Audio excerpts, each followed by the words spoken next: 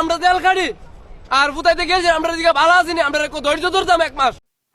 তো প্রবাসীদের বুক ফাটা কান্না আর কিছু না বলতে পারা কষ্টগুলা আসলে কেউ বুঝতে পারে না।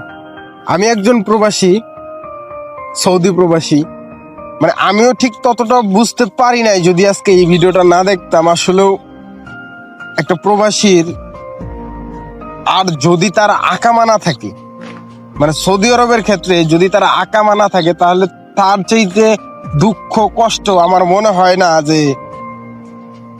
এই পৃথিবীতে আর কারো আছে। তো চলেন এই ভিডিওটা আগে দেখি। 1 মাস পরে হেটাবেল পারমিট দিব দেশ আইবার লাগা। ফিরে আমরা বাংলাদেশ সরকারের কি এরকম ক্ষমতা নাই 4টা বিমান পাঠায় বাংলাদেশ থেকে? বাংলাদেশের লোকটি আনার বাংলাদেশ আছে কিনা? আমরা বাংলাদেশ সরকারের এই ক্ষমতা?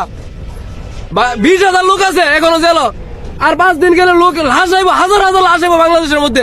অসুস্থ হয়ে গেছে প্রত্যেকটা লোক। ব্রাহ্মণবাড়ির একটা লোক আছে, হ্যাঁ আজকে হ্যাঁ এমন মায়ের মারছে, এমন টর্চার করছে, হ্যাঁ মানসিক রোগী হয়ে গেছে। আমি আরো বলতেছি ভাই, 20,000 লোক আমি যেমনি দিতে পারছি এদিকে আমার টাইছে, অন্তত টাইতেছে না।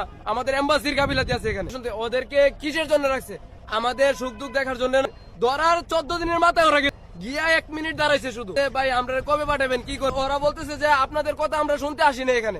আর বাঙালি হয় না খেয়ে মরে, জেলখানার মধ্যে পয়সা মরে, আগামাত হয়েও জেলখানার মধ্যে পয়সা মরে। কিরে, প্রত্যেকটা লোক অসুস্থ হয়ে গেছে। ওদেরকে কি বাঙালির দেখার জন্য রেমিটেন্স, যুদ্ধের কি রেমিটেন্স পাঠায় না? এই দেশে, এদেশে রেমিটেন্স পাঠায় কিনা? না পাঠায় এই দেশ চলে কিভাবে?